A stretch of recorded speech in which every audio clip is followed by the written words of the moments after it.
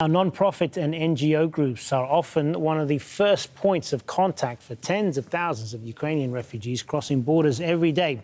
One organization called Walk With Me Global took these pictures on the Moldova-Ukraine border. A child too weak to walk is seen being pushed in a shopping trolley to a waiting ambulance. The organization's founder, Melissa Mitchell, says they're also working on the Polish border.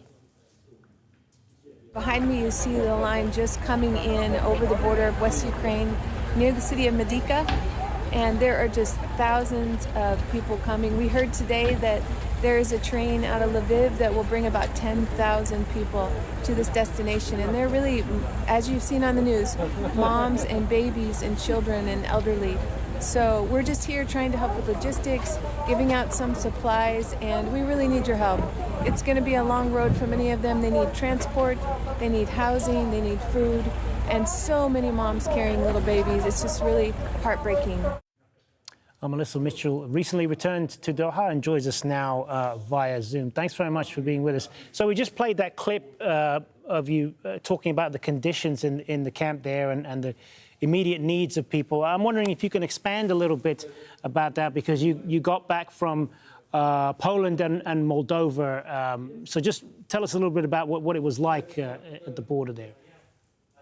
You know, sure. It was, we saw a lot of tragedy and we saw a lot of heroism. And I think one of the things that touched me the most was at that border crossing, those were everyday people just like you and me that were showing up.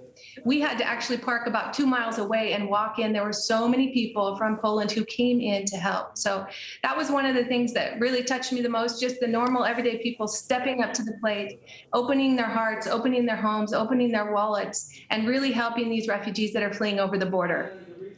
And I know your work has taken you to a number of places in the Middle East, to Syria, Yemen, Iraq. How does what you've seen there on the border with Ukraine, how does that compare with your experience in those countries? It's actually quite different. For those of us who are in the nonprofit world, navigating in an EU country is something that we've never done. So learning how to set up all the logistics, getting medication, getting supplies, setting up field hospitals, those things are a lot more complicated in an EU country. So it's been a learning curve for all of us who've been there on the front lines, especially in those early days. And how do you raise money for these projects? Because it must be hard when there are so many conflicts going on at the moment that you're managing. Sure. For us, we're really grassroots organization, and our funding comes mostly from private. We have some foundations that have funded us, some churches, and like Texas A&M students, they build our medical clinics and some of our education spaces around the globe. So really what we're best at is just building a diverse network of organizations and people who help us on the ground.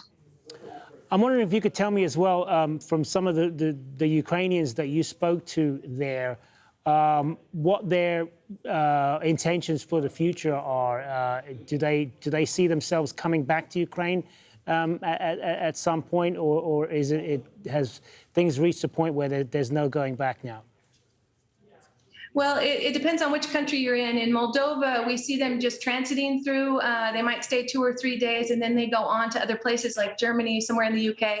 So that's a very transient group. But on the Polish side, what we're hearing and what we're seeing and talking to people is that they really want to go home. So they're staying near. There's a lot of them. There's probably 100,000 now. You probably have more numbers that are accurate than I do, staying right in Warsaw.